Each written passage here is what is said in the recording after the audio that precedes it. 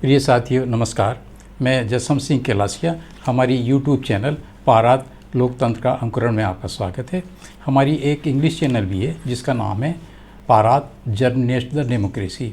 हम social media के दीगर प्लेटफॉर्म पर भी उपलब्ध है। कृपया डिस्क्रिप्शन में जा कर के इसका अवलोकन कर सकते हैं। हमने इस चैनल को किन उद्देश्यों से और किन दर्शन के साथ में और किन लक्ष्यों के साथ में लॉन्च किया है, इसकी भी जानकारी सार संक्षेप में हमने डिस्क्रिप्शन में दी है। कृपया इसका भी अवलोकन करके आप देख सकते हैं।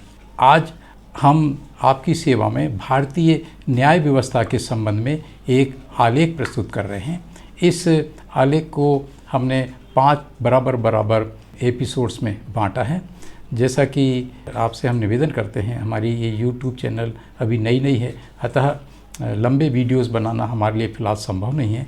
अतः हमने औसतन रूप से 10-10, 12-12 मिनट के 5 एपिसोड्स इसके हम लोग आपकी सेवा में प्रस्तुत करने जा रहे हैं। इस आलेख का शीर्षक जो इस प्रकार से है, मैं इसको सीधा पढ़कर सुनाता हूँ।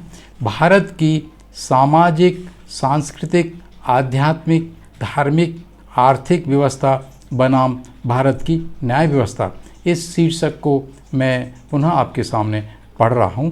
भारत की सामाजिक, सांस्कृतिक, आध्यात्मिक, धार्मिक, आर्थिक व्यवस्था बनाम भारत की न्यायालयीन व्यवस्था। प्रथम एपिसोड मैं आपके सामने इस प्रकार से प्रस्तुत करता हूं। मैं ये भी निवेदन कर रहा हूं कि हमारा ये आलेख जो है तकनीकी स्वरूप का है, अतः सीधे मैं आपकी सेवा में इसको पढ़कर इस प्रकार से प्रस्तुत करता हूँ। किसी भी लोकतंत्र को स्थापित करने के लिए 4 संस्थाएं खंभों के रूप में, पहली विधायिका, दूसरी कार्यपालिका, तीसरी न्यायपालिका और चौथी मीडिया प्रचार तंत्र होते हैं। इन चारों खंभों के लिए ये आवश्यक है कि उनमें आपसी तालमेल भी बना रहे।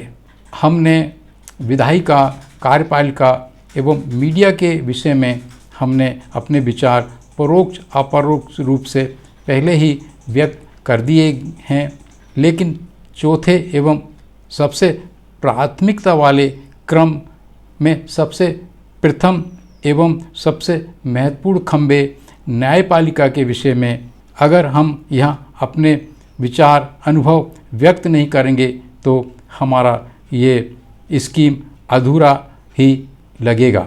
भारत का शासक वर्ग उक्त 4 खंभों में से प्राथमिकता एवं महत्व के मामले में विधायिका को सर्वोपरि बताता मानता है, क्योंकि वो विधायिका पर गैर लोकतांत्रिक तरीके से कब्जा किए हुए है।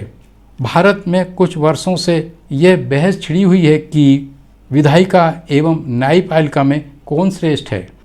न्यायपालिका भी अपनी श्रेष्ठता को साबित करने के लिए न्याय सक्रियता, जुडिशल एक्टिविज्म का सहारा लेती है एवं विधायिका द्वारा पारित विधियों को संविधान के मूल तत्वों का हवाला देते हुए व्याख्या करके उन्हें गैर संवैधानिक घोषित एवं शून्य एवं प्रभावहीन बना देती है। फिर उसकी काट तोड़ निकालने के लिए विधायिका पुनः नया विधान विधि पारित कर देती है। इस प्रकार दोनों संस्थाओं में खींचतान एवं रस्साकसी चलती रहती है। लेकिन जब हम विधि शास्त्र, जूरिस्प्रूडेंस, विधि के सिद्धांत, लीगल थ्योरीज, राजनीति विज्ञान एवं सामाजिक विज्ञान का अध्ययन लोकतंत्र के अंतर्गत न्यायपालिका के निर्माण एवं उसके विकास के इतिहास का अध्ययन करते हैं तो पाते हैं कि न्यायपालिका की प्राचीनता एवं प्राथमिकता अन्यों से सदैव ही अग्रणी रही है। दूसरे शब्दों में हम कह सकते हैं कि विधि शास्त्र एवं विधि के सिद्धांत से ही न्यायपालिका की उत्पत्ति हुई है। अतः न्यायपालिका जब तक विधि शास्त्रीय सिद्धांतों एवं विधिक सिद्धांतों का पालन करते हुए आगे नहीं बढ़ेगी, लोकतंत्र स्थापित नहीं रह पाएगा। कुछ विद्वानों का यह भी कहना है कि न्यायपालिका कभी कभी विधायिका के क्रियाकलापों के प्रति वाचडॉग का सा कार्य भी करती है। बुद्धिजीविता इंटेलेक्चुअलिज्म के परिप्रेक्ष्य में हम यह कह सकते हैं कि संस्था न्यायपालिका को बुद्धिजीवी, प्रवीण, अनुभवी, प्रतिष्ठित, बौद्धिक रूप से परिपक्व लोग ही संधारित, मेंटेन और सस्टेंड करते हैं। लेकिन इसके ठीक विपरीत विधायिका में जिस प्रकार के लोगों, जिस स्तर की बुद्धिजीविता के लोगों की भरमार है, उस विषय में हम सब लोग जानते हैं और हमने इस विषय में अन्यत्र वर्णन भी किया है। अतः सैद्धांतिक तौर पर नहीं तो कम से कम भारत की वर्तमान परिस्थितियों में तो हम यह कह सकते हैं कि लोकतंत्र के 4 खंभों में सर्वाधिक महत्वपूर्ण खंभा न्यायपालिका ही है। लेकिन ऐसा भी नहीं है कि भारत की न्यायपालिका एवं उस पर काबिज न्याय व्यवस्था से जुड़े लोगों, जिनमें वकील, सरकारी वकील, रजिस्ट्रार, कार्यालयीन लिपिकीय अमला, शासकीय अभियोजन पक्ष इत्यादि भी शामिल हैं, एक आदर्श स्थिति नहीं तो अच्छी स्थिति भी प्रदान नहीं करते हैं। भारतीय न्याय व्यवस्था में हम ढेर सारी कमियां, खामियां एवं अव्यवस्थाएं पाते हैं। यहाँ इन कमियों, खामियों, अव्यवस्थाओं का वर्णन करना प्रासंगिक नहीं होगा। मात्र स्थूल रूप से इतना कह देना पर्याप्त होगा कि भारतीय न्याय व्यवस्था भी शासक वर्ग की मानसिकता से ग्रस्त है, जबकि उसमें न्यायिक मानसिकता, जुडिशियल माइंडनेस, तार्किक एवं हेतुवादी सोच होना चाहिए। जैसा कि ऊपर कहा है, विधायिका तथा न्यायपालिका में श्रेष्ठता, सुप्रीमेसी को लेकर अंतर्द्वंद चलता रहता है। वर्चस्व, प्रभाविता को लेकर भी वाद विवाद चलता रहता है।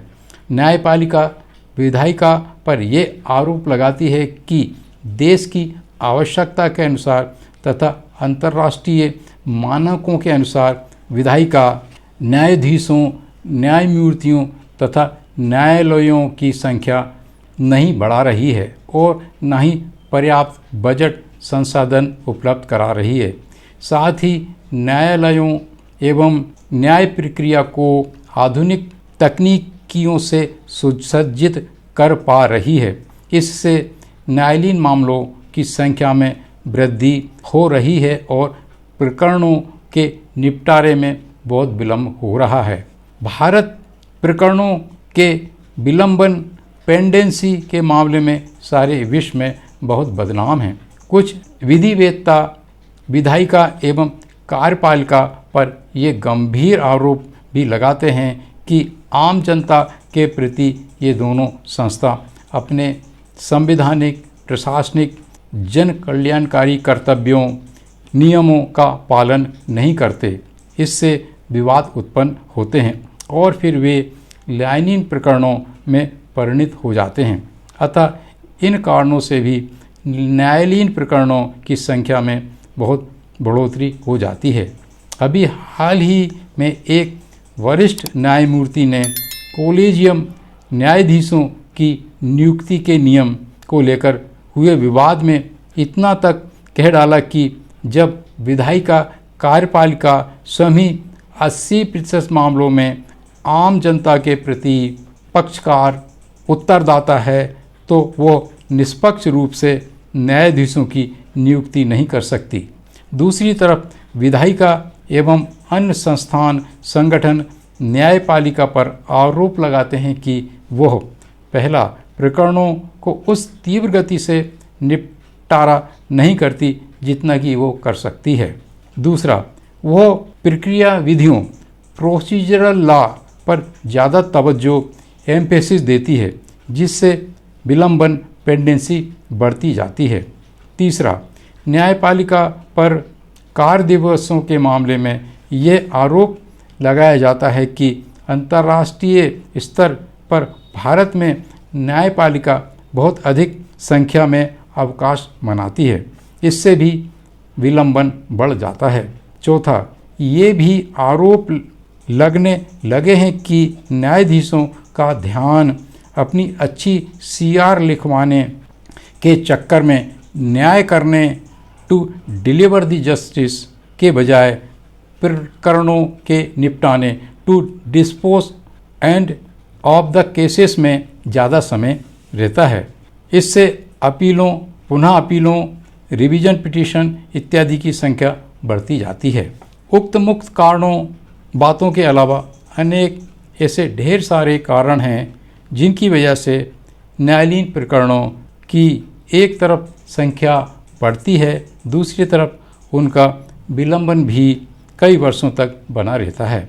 इनसे वकीलों में प्रकरण को जल्दी से जल्दी निराकृत करने की तत्परता एवं लगन का अभाव, सुनवाई के दिन वांछित तैयारी नहीं कर सक पाने के कारण सुनवाई की तिथि को आगे बढ़ा देने का आग्रह एवं न्यायाधीशों द्वारा आसानी से तिथि बढ़ा देने की मानसिकता इत्यादि कारणों से भी प्रकरण लंबे समय तक लंबित एवं उपेक्षित पड़े रहते हैं।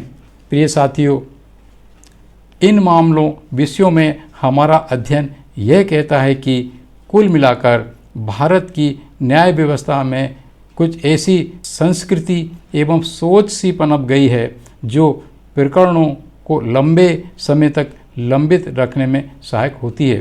प्रिय साथियों, इस प्रकार हमारा ये प्रथम एपिसोड यहीं समाप्त होता है। हमारे साथ बने रहने के लिए और पूरा वीडियो देखने के लिए बहुत बहुत धन्यवाद। अगर आपको ऐसा लगता है कि हम अपने चैनल पर कुछ आधारभूत बातें, कुछ मौलिक बातें आपकी सेवा में प्रस्तुत करते हैं और आपको लगता है कि आपके ज्ञान में कुछ वृद्धि हो रही है, तो कृपया हमारी इस चैनल को सब्सक्राइब करने और अधिक से अधिक शेयर और लाइक करने का कष्ट करें।